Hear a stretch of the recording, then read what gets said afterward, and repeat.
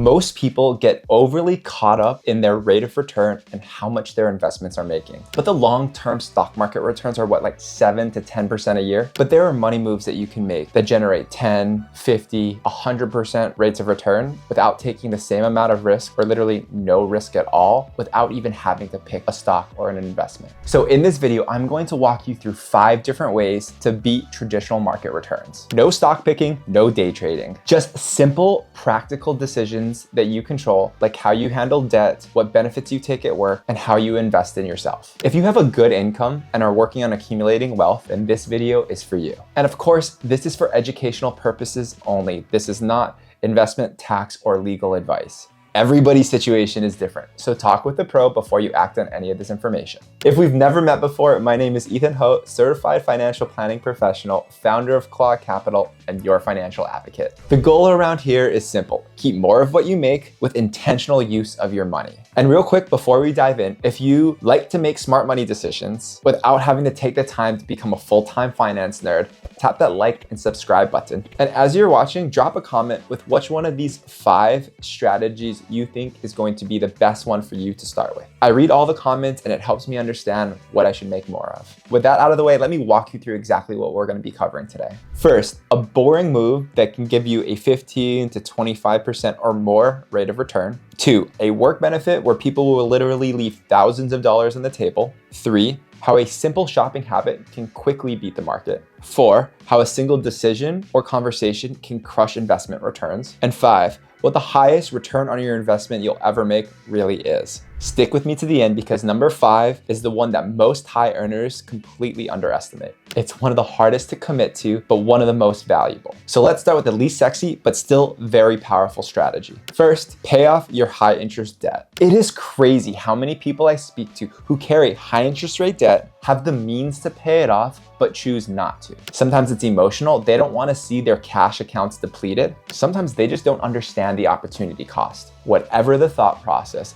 clearing your high interest rate debt is typically a smart money move. For example, if you carry a credit card balance with a 20% interest rate on it, paying that balance off is basically a guaranteed 20% rate of return on your money. Let's say you have a $5,000 balance at a 20% APR. If you keep carrying that, you are paying about $1,000 a year in interest just to rent that debt. If you take $5,000 and clear that debt entirely, you just save a future $1,000 of interest. That's a 20% return risk-free. The stock market might give you 7 to 10% in an average year. So paying off debt at a 20% interest rate is about getting double that without having to worry about market volatility. So anytime you're thinking, should I invest my extra dollars or pay down my high interest rate credit card? For most people, that high interest rate debt is the first place to look. Remember, high income does not guarantee success, especially if a big chunk of it is quietly leaking out to 18 to 25% interest. Another place I would like you to look is where you might be turning down free money, and that usually shows up through your workplace benefits.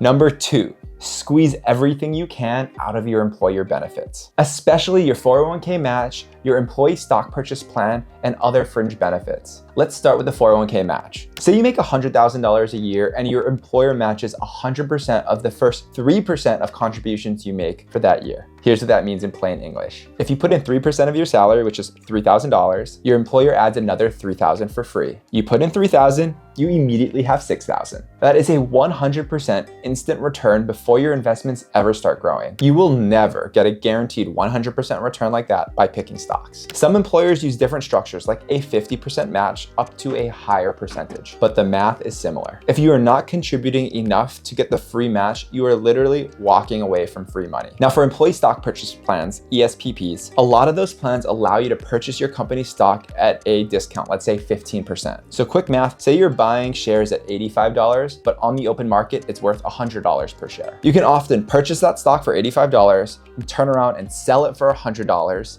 and lock in that gain. So let's say you invest $5,100 and then you turn around and you sell it for $6,000. That is a 17 to 18% return in just a few months. Again, without any fancy strategy. Of course, you still want to be cautious of having concentrated risk and not having too much money in your employer's stock, but that 15% discount is a huge benefit. And then there are the other fringe benefits. Health insurance subsidies, HSA contributions from your employer, commuter benefits, wellness stipends, education reimbursements, and more. But most people, they don't think of those as returns, but they are real benefits. If your company is willing to give you free money, discounted stocks, or subsidized benefits, that is often a much better deal than taking additional risk just to squeeze a few extra percentages out of your portfolio. So quick takeaway, contribute at least enough to get your full 401k match. Use your employer stock purchase plan if the risk makes sense to you, and do not ignore those fringe benefits. That alone can put you ahead of a huge chunk of people who just wing it. And if hearing all that has you thinking, okay, this sounds great, but what do I do?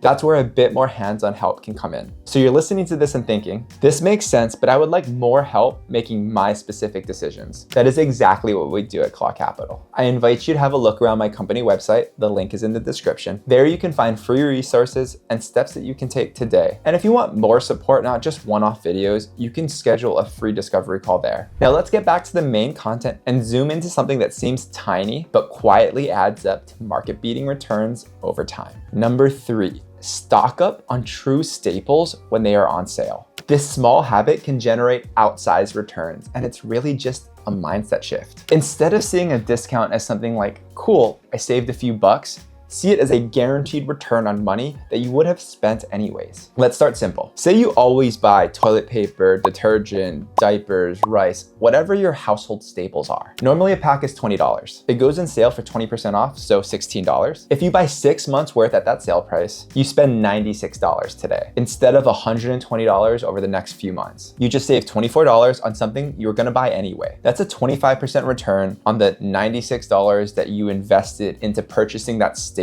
And you got that return over, say, half a year. Annualized, that can easily be equivalent to a 40 to 50% rate of return. It feels insignificant in the moment. Sure, you saved $24, but done over time, this habit can become very powerful. Now zoom out from toilet paper to bigger purchases. Think Amazon Prime Day, Black Friday, Cyber Monday. Instead of randomly buying bigger ticket items when you feel like it, make a list of stuff you know you're going to need in the next 6 to 12 months and big ticket items you are already planning to purchase. Electronics, appliances, kids gear, etc. Then you wait and you target those sales. If you get 20 to 30% off a $1,000 purchase that you're going to make anyway, that's $200 to $300 in return for simply being intentional and patient. I've also done this personally by prepaying things like gym memberships or subscriptions on an annual basis if prepayment comes with a discount. Again, that's a risk-free 1-ish year return that often beats what you can reliably get in the market. Now let me give you a real client example because this is where it gets fun. One of my clients, I'll call her Sarah, opened a new rewards credit card. The deal was spend $4,000 in the first few months, get a big sign-up bonus, and double points at grocery stores. So of course, a lot of people hear that and think, cool, free trip. And then they start spending on things they would never have bought originally just to earn that sign-up bonus. Sarah did the opposite. Her and a partner sat down and asked, what are we definitely gonna spend on grocery stores in the next few months? They ended up buying a bunch of grocery store gift cards, basically prepaying for groceries and a bunch of household items that they know they would use. That helped them hit the $4,000 minimum spend. They earned the big bonus. They got double points on those grocery store purchases. And then they used those gift cards slowly over time, often stacking them with future sales. So they got the sign-up bonus, got extra points, still only bought things they were going to buy anyway, and they paid the card off in full, no interest and no debt hangover. That is a perfect example of treating discounts and rewards like a return on planned spending, not an excuse to blow the budget. So here are a few rules so this helps you instead of hurts you. Only do this with things you know you're going to use. Don't buy so much that it goes bad or begins to take over your house. Don't use a sale or a credit card bonus to be an excuse to make purchases you wouldn't have made anyway. And this is huge. If you do use a credit card like this, make sure to pay it off in full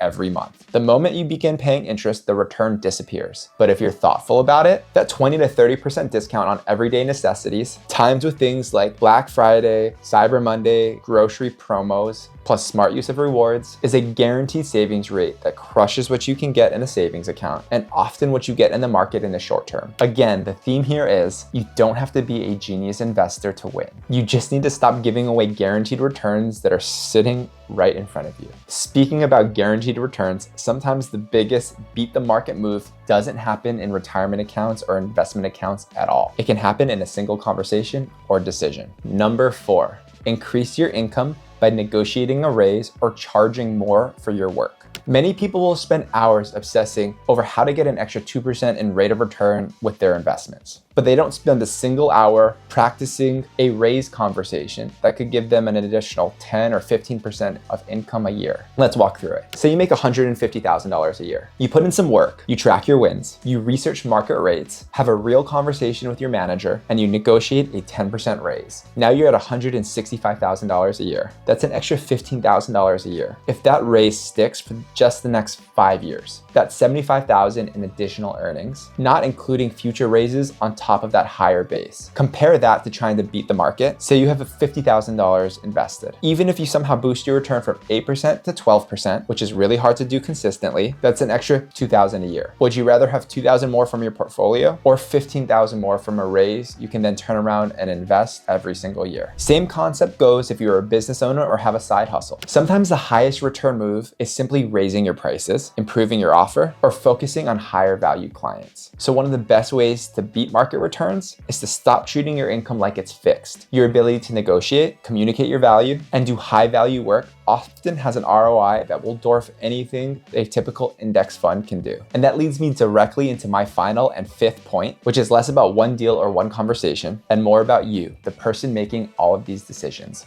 So number 5, and my personal favorite, invest in yourself. The highest ROI asset you will ever own is you. I'm talking about skills that let you earn more money, buying back your time, and taking care of your physical and mental health so you can actually enjoy and live life, because that is priceless. Let's start with skills. Say you spent $2,000 on a course, some certification, or coaching. That can help you move into a higher paying role or land better clients. If that leads to just $5,000 more in income per year, that leads to a 250% return in just 1 year. If the benefit lasts for 3 years, that's an extra $15,000 from just a $2,000 investment, a 750% total return. If the stock market ever gave you a 750% rate of return in just a few years, you'd probably call it a once in a lifetime event. But people overlook that when it shows up as learning a new skill. Then there's buying back your time. Maybe it's hiring someone to help you with cleaning, admin, or childcare for $20 to $30 an hour. If that frees you up to do higher value work at say $100 an hour, or to build something that increases your long-term income, the math can be amazing. Even if it's not direct income right away, using that time to build skills, systems, or a business can absolutely crush market returns. And finally, your health. If investing in your mental and physical health, things like therapy, training, sleep, nutrition, this allows you to avoid burnout, stay in a career you love, and keep earning at a high level for an extra 5 or 10 years. That is hundreds of thousands of dollars over a lifetime. Way more than the difference between say a 7% and 9% portfolio return. So when you think about beating the market,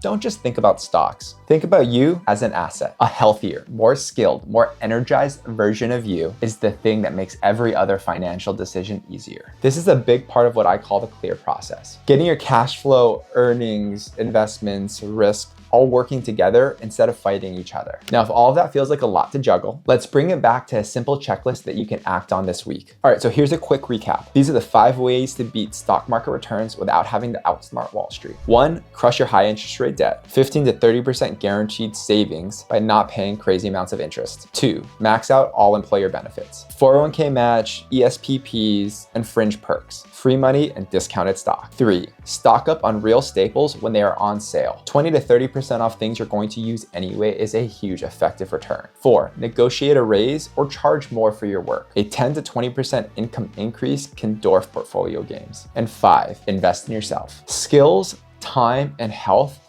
often give you priceless returns over and over again. And if you got any value from this video, please hit subscribe so you don't miss future videos on how to make smarter, more empowered, and calmer money decisions. And drop a comment with which one of these 5s you're going to focus on first. I would love to hear what's most valuable for you. If you're thinking, cool, I get the ideas, but I would like an actual plan for my situation, I invite you to take a look around my company website. There you will find free checklists and templates to help you prioritize financial moves, a scheduling link if you would like to have a free discovery call, if you would like personal help developing your plan, and options to join a community with other high-income professionals who are trying to stop winging it and actually build a plan. It's all linked in the description. You can jump in right away and start applying this stuff step by step. Whether you work with me directly or not, I just want you to start using your money intentionally, and part of that is not leaving obvious returns on the table. Thanks for hanging out with me today, and I will see you in the next one.